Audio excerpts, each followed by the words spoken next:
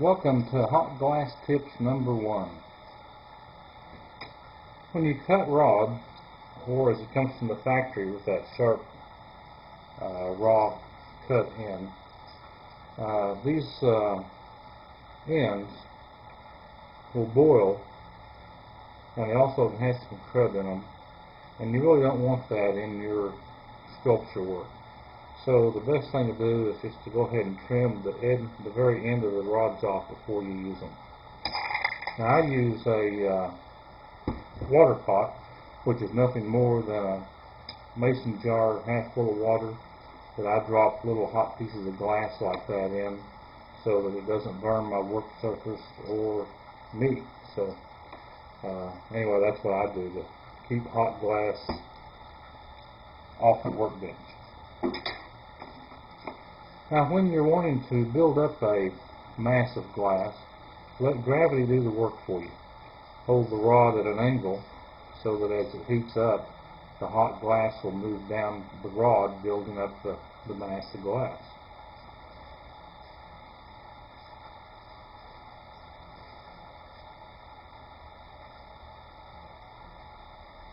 Let gravity do the work for you as opposed to work against you.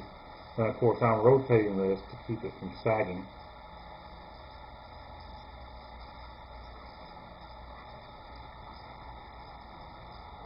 Now if I just wanted to keep the amount of glass the same, keep the mass or the size of the ball the same, but wanted to get it more into a sphere shape, I can hold it horizontally and heat it, continuing to rotate it, and let surface tension draw it into a sphere. If I want to pull away from the rod, then I can hold it vertically, and it'll form a teardrop and even drop completely off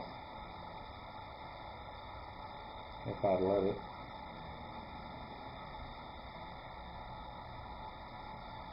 Now I just stuck that holding rod or punny rod on there, and that's a cold seal, and we'll come back to that in a minute. If you want to make pull an S-curve or a curve in the glass, hold it so that when you pull that, you're pulling upward.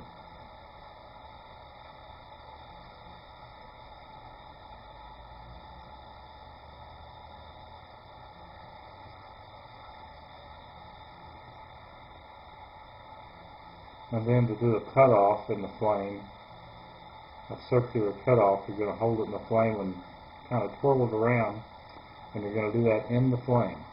Usually, when we work with glass, we heat it in the flame, then take it out of the flame to manipulate it. But in the case of a circular burn-off, you have to do that in the flame. Now I've got kind of a little swan there. It's not a great swan, but it'll do for the purposes of this video. When you want to join two pieces of glass, you heat both pieces of glass to working temperature and then weld them together. Now that weld I just made is a hot seal. It's strong. The two pieces are welded together such that the two pieces are now one piece of glass. It's permanent.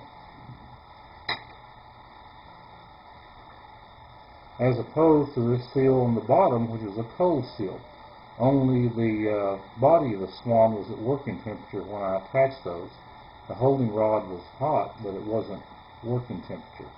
There is a seam in it. You won't see a seam in the top one. There is a seam in the bottom one. It's weak. It's temporary.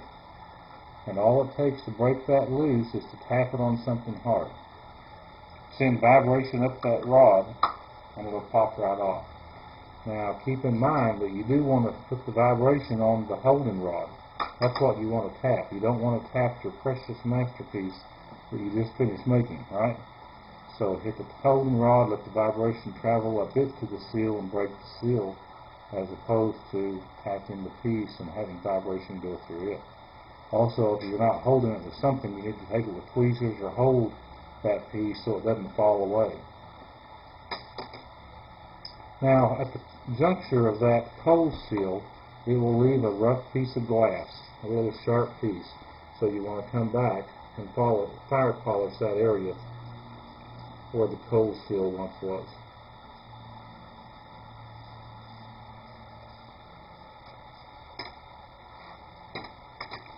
Now, sooner or later, your working rods turn into little bitty short pieces of glass that are too short for you to work with. There's a number of things you can do with those. One is you can add them as handles to your colored glass. As you've probably figured out, colored glass is a lot more expensive than clear glass, and so you want to use every bit of it that you can. So when those pieces start getting short, you can take a short piece of clear, weld them together, and then you can use the rest of the color on the rod. There's really not much reason to have waste with glass, at least not at bulk waste. You can also take the rods and you can weld them together, increasing the length of it. To do that, just go ahead and heat the ends. Don't overheat too much glass, but heat the ends to working temperature. Take them out of the flame, press them together, and that'll create a little bulge. Then as it starts to cool, pull until you have it down to the diameter of the rod. Then I normally hold it up to my eye and sight down it and turn it while it cools to make sure it's true. That way I have a straight piece of rod. And then since I've got it hot and what have you already, I just take the longer piece, trim the sharp end off of it, and then put it aside so that when it cools it'll be ready to work with.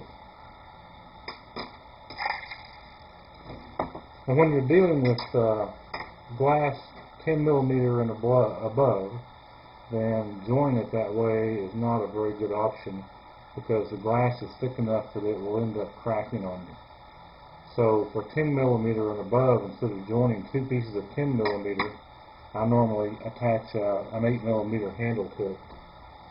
And I don't have a piece like that. Well, I do. Yes, I do. Here's a piece of 16 millimeter that I have an 8 millimeter handle attached to. So that'll let me use up the rest of this 16 millimeter by holding it by the 8 millimeter end. And usually I have some tin here that has an 8 millimeter handle, but I don't like. Well, there's a little bitty piece, not much, but so that will allow you to make better use of your glass and have less waste.